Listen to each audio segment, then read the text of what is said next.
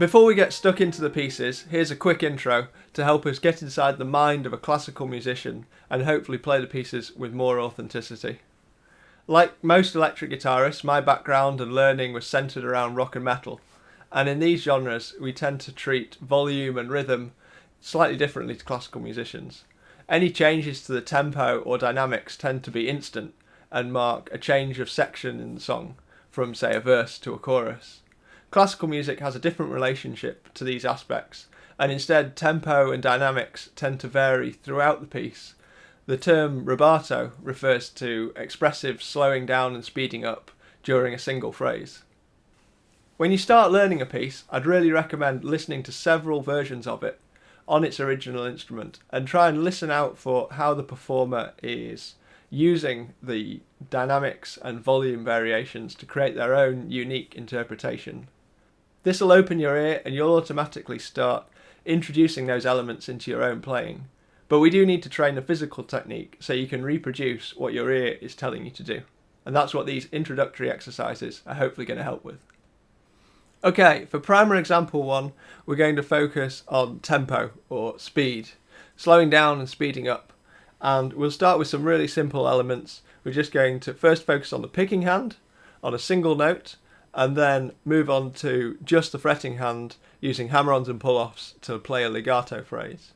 Now, the key thing with these exercises is to keep the overall pulse in mind. You don't just want to be picking as fast as you can and not knowing where the beat is. We want to be thinking about still having 4 notes per beat. We're playing 16th notes here, and keeping hold of that as you speed up and slow down.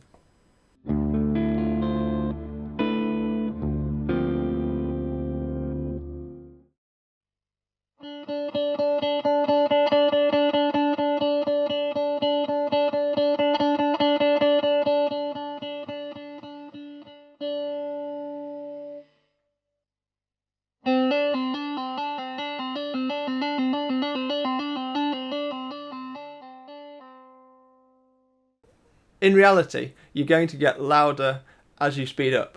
That's really natural.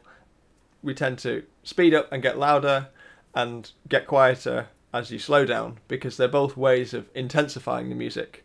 So that's natural, but right now we're going to try and separate the two things to develop control in our technique.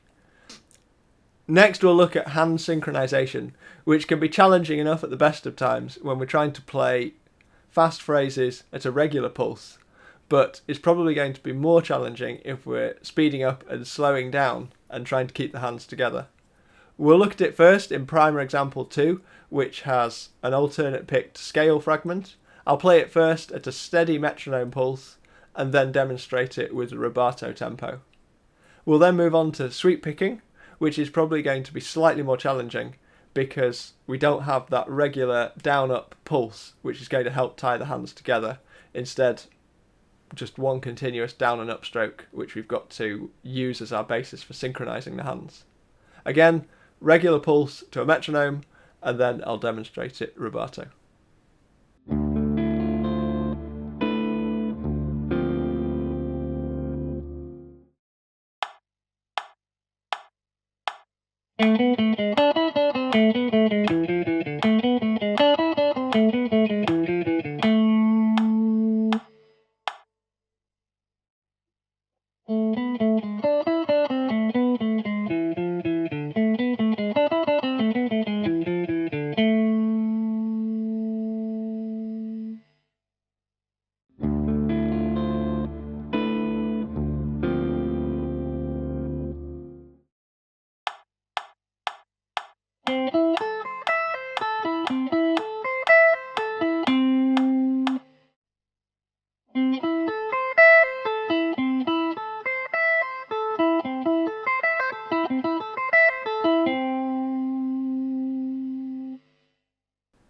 We'll move on to dynamics now, and as with tempo, classical musicians are going to use subtle fluctuations in these aspects to give life, breath and expression to an otherwise static sounding phrase of scale notes or arpeggios.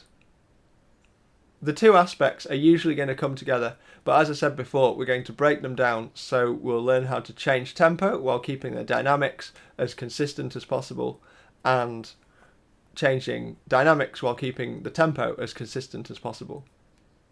Primer exercise 4 is going to be a bit more familiar. We're going to use picking hand accents to just pick out individual notes in a style that might be very familiar to rock, metal and funk guitarists already.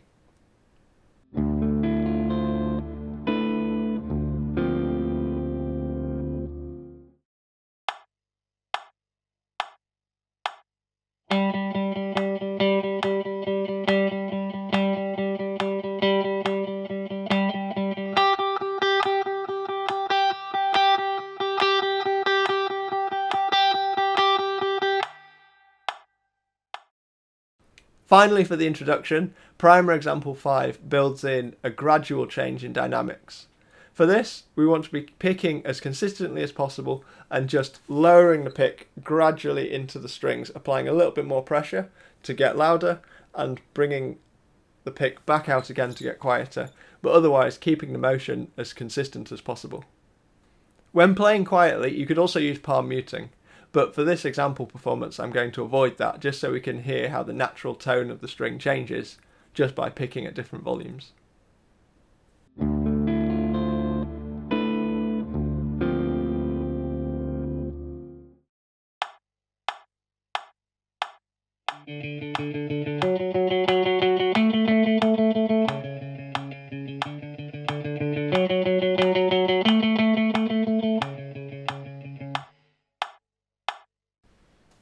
Okay, now onto the pieces, but I would stress that when you're learning these challenging pieces, get the technical aspects down first, get them nicely controlled, use a metronome, and then layer on these expressive personal choices.